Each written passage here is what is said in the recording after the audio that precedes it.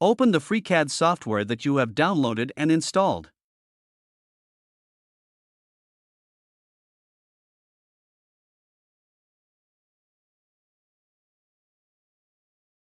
This is what you will see when you first open FreeCAD. We use Blender's navigation style. Next, we'll choose a color theme for FreeCAD. I'm using the classic FreeCAD theme here. After completing these operations, we click the Done button.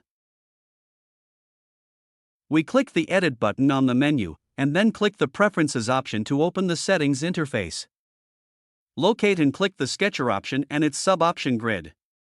Then check the Grid item in the Grid settings to enable the Grid function.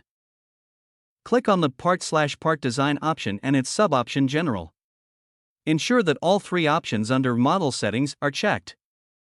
After completing these settings, we save and exit the Settings interface by clicking the Apply and OK buttons in sequence. Thanks for watching.